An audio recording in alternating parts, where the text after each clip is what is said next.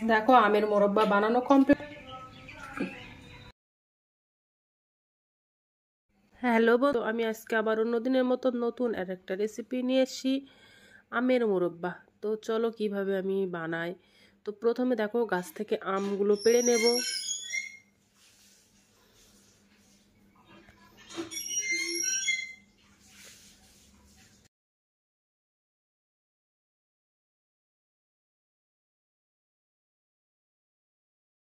Hello বন্ধুরা, তো দেখো এই 4টে আম নিয়ে নিয়েছি। এই 4টে আম দিয়েই আমি আমের মোরব্বাটা বানাবো।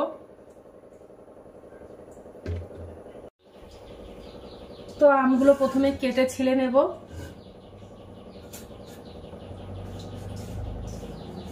আমগুলো কেটে নেব ভালো করে।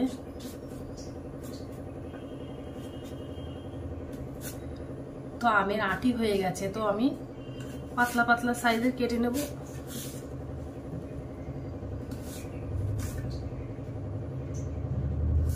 চৌকো চৌকো করে কেটে নেব আমগুলো। দেখো তোমরা চাইলে যে কোনো সাইজের কেটে নিতে পারো, তো চৌকো সাইজটা দেখতে ভালো লাগে, তার জন্য চৌকো করে কেটে নিলাম।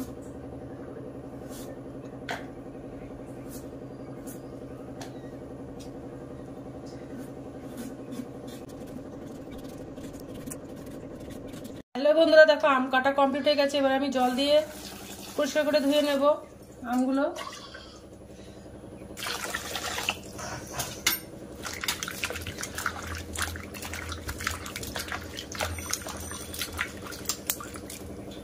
এবার আমগুলো সিদ্ধ করে নেব।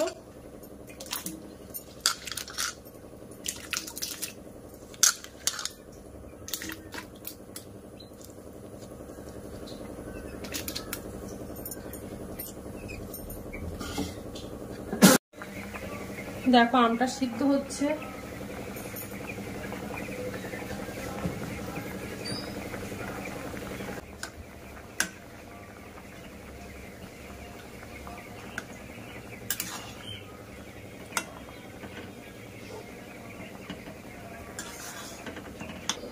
আমটা গলে গেছে, এবার আমি আমগুলো সেকে তুলে নেব।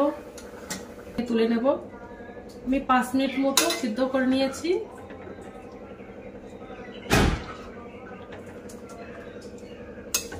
আর এই মোরব্বাটা বানানোর জন্য আমি 1 বাটি চিনি নিয়েছি, কারণ আমগুলো একটু যেহেতু টক বেশি, তার জন্য একটু বেশি করে চিনি নেব।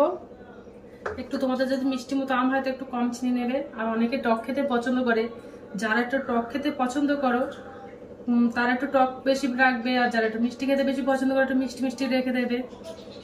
দেখো কড়াইতে চিনি দিয়ে দেবো, আর 1 বাটি জল দিয়ে দেবো। দিয়ে ভালো করে একটা চটচটি মতো একটা চিনি শিরা বানিয়ে নেব।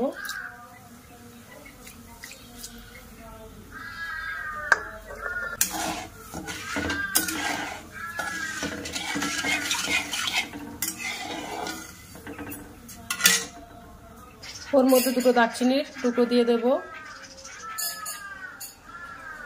3টে এলাচ আর 2টো লবঙ্গ। এগুলো দিলে একটু খেতে ভালো লাগে, একটু টেস্ট হয়।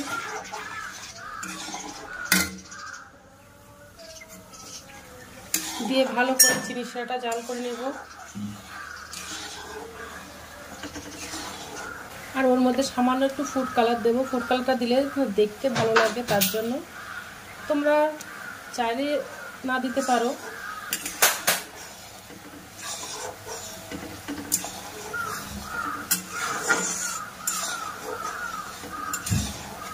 আস্তে আস্তে চিনি শিরাটা একদম ঘন হয়ে আসছে। এবার আমি ওর মধ্যে আমগুলো দিয়ে দেব।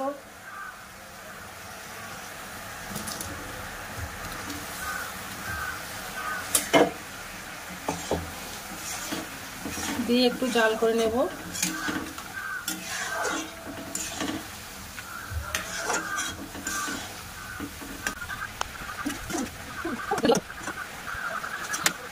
আর সামান্য অল্প একটু লবণ দিয়ে দেব।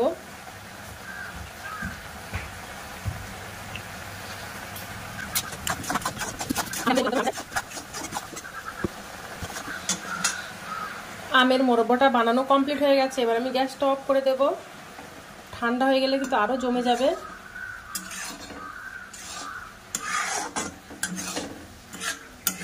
দেখো কত সুন্দর হয়ে গেছে।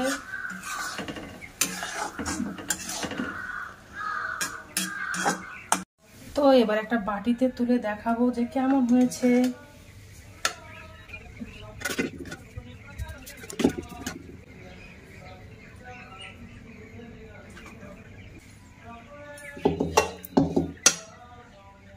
সময়ে কম খরচে সুন্দরভাবে আমের মুরব্বাটা হয়েছে। আর দেখো আমি এবার একটু খেয়ে টেস্ট করব।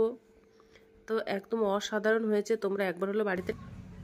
পরবর্তী ভিডিওতে আবার দেখা হবে। তো টাটা, বাই বাই, সবাই ভালো থাকবে, সুস্থ থাকবে।